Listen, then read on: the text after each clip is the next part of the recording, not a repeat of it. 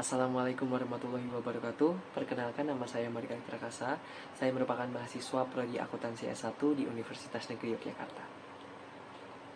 Saat ini saya tengah menjalani program kuliah kerja nyata yang dilaksanakan di Padukuhan Papringan RW 4. Pada kesempatan kali ini, saya akan memberikan informasi dan edukasi mengenai pinjaman online, di mana pinjaman online merupakan salah satu hal yang saat ini merebah di masyarakat.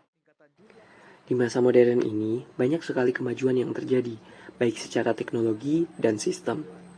Salah satu yang mengalami kemajuan adalah adanya kemudahan untuk melakukan pinjaman yang dilakukan secara online tanpa melalui survei maupun wawancara.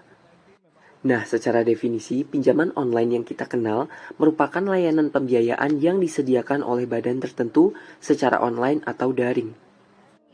Pinjaman online memiliki beberapa kelebihan yang jika dimanfaatkan akan sangat membantu masyarakat. Akan tetapi, banyak sekali kasus penipuan pinjaman online atau bahkan banyak masyarakat yang terjerat pinjaman online dikarenakan masyarakat belum teredukasi tentang pinjaman online. Untuk itu, yuk simak video ini sampai selesai. Nah, sekarang kita akan membahas terlebih dahulu mengenai kelebihan dari pinjaman online. Kelebihan yang pertama adalah proses pengajuan yang cepat dan mudah. Salah satu faktor yang menyebabkan pinjaman online ini merebak di masyarakat adalah tentunya pengajuan yang sangat mudah.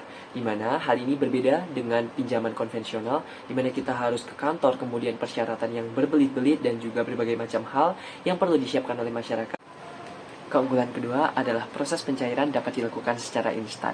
Proses pencairan dana pada pinjaman online dapat dilakukan beberapa jam setelah pengajuan disetujui.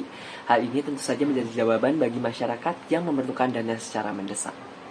Keunggulan yang ketiga adalah syarat simple anti ribet. Syarat pengajuan pinjaman online sangatlah mudah, hanya bermodalkan beberapa surat pribadi seperti KTP, NPWP, dan juga slip gaji. Namun, tentunya pinjaman online juga memiliki bahaya atau hal-hal yang bisa saja merugikan penggunanya. Yang pertama adalah bunga yang besar dan juga bisa berbunga kembali, di mana bunga yang ditawarkan oleh pinjaman online biasanya cenderung lebih besar dari bunga yang ditawarkan oleh pinjaman di bank konvensional. Hal ini tentunya harus diwaspadai oleh masyarakat dan perlu diperhatikan sebelum melakukan pengajuan pinjaman di pinjaman online.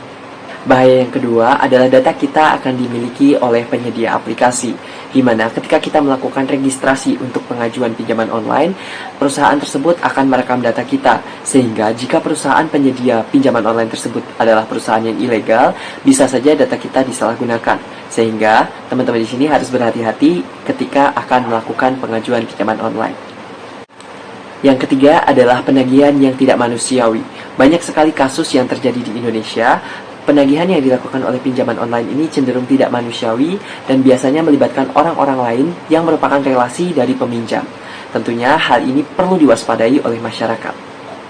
Nah, itu tadi merupakan beberapa bahaya yang bisa saja ditimbulkan jika kita melakukan pinjaman online. Untuk itu, saya ingin memberikan edukasi kepada masyarakat mengenai tips yang bisa diterapkan ketika akan melakukan pengajuan pinjaman online.